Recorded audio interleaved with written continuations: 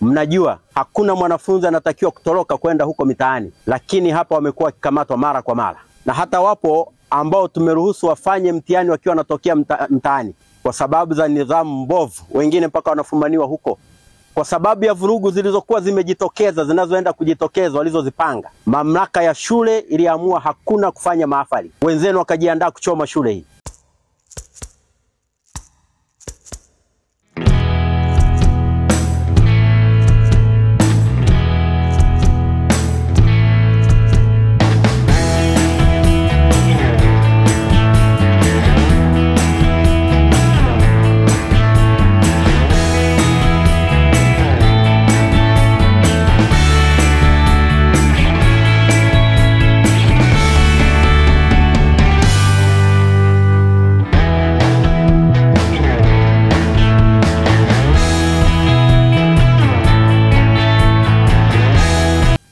Hatukuwa na sababu ya kuwakusanya na kuwakaliza chini hapa, lakini imetubidi, na tunajua mnayo mitihani form 6, lakini jambo ambalo limetokea siku mbili hizi mpaka leo, imetubidi tukiendelea kukaa ofisini tutakuja kuonekana ni waajabu kama hao wanafunzi waajabu waliojitokeza miongoni mwenu.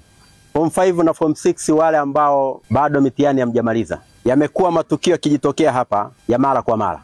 Moja, mnajulishwa na mnajua hakuna mwanafunzi anatakiwa kuwa na simu hapa shuleni, lakini tukiwa search hata sasa hivi wapo walio na simu. Mnajua hakuna mwanafunzi anatakiwa kutoroka kwenda huko mitaani, lakini hapa wamekuwa wakikamatwa mara kwa mara, na hata wapo ambao tumeruhusu wafanye mtihani wakiwa wanatokea mtaani kwa sababu za nidhamu mbovu, wengine mpaka wanafumaniwa huko na mabinti huko mitaani. Wenzenu juzi wamemaliza shule hapa, tunategemea waondoke kwa utaratibu. Wametembea njia nzima, wamevua nguo, wanafanya jogging wakiwa uchi. Huyo ni mwanafunzi wa form 6, tunategemea mwakani awe chuo kikuu asaidie jamii hii.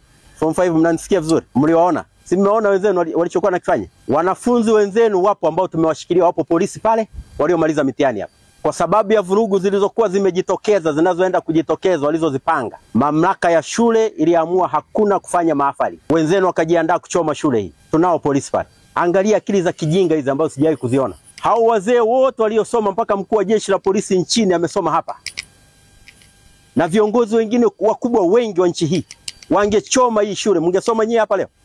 Mnanielewa? Form 5 mnanisikia? Kuna wehu na wahuni wapo waliokuwa wamejiandaa kuchoma shule. Baadhi yao tumewakamata, tunao.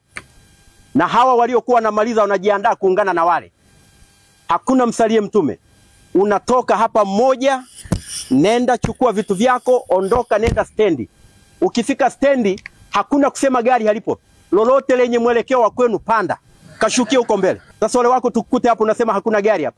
Yoyote, kama unaenda Mwanza, hakuna ya Mwanza, panda ya Nzega. Utalala huko mbele, unaenda njiani, waambie ndugu zako. Kama unaenda Katavi, haipo ya Katavi, panda ya Sikonge. Utalala huko njiani. Tusikukute hapa Tabora. Maelekezo ya kwanza. Ya pili, hakuna kukanyaga katika shule hii tena. Utakanyaga hapa kwa utaratibu. Waambieni na wenzenu ambao wameshaondoka. Ukienda huko, siku ya kuja kuchukua aidha ni cheti chako, kutakiwa wewe urudi hapa, unaripoti kwa mkuu wa wilaya huko kwenu huko. Yeye mkuu wa wilaya ataripoti, atakuunganisha na mkuu wa wilaya Tabora mjini. Ukija unaripoti kwa mkuu wa wilaya pale, ndio atakaye kuruhusu mkuu wa shule. Usije ukahudumia mtu hapa bila maelekezo ya mkuu wa wilaya. Tunaelewana? Na asikanyage hapa bila ruhusa ya mkuu wa wilaya pale. Hatuwezi kulea wehu wahuni hapa. Tunajua tuna wanafunzi wema, vijana wazuri wamemaliza form 6. Alafu mnasema mnataka kuchoma shule. Tukae hapa tuwasikilize. Serikali inawasomesha bure hapa. Mnakula bure.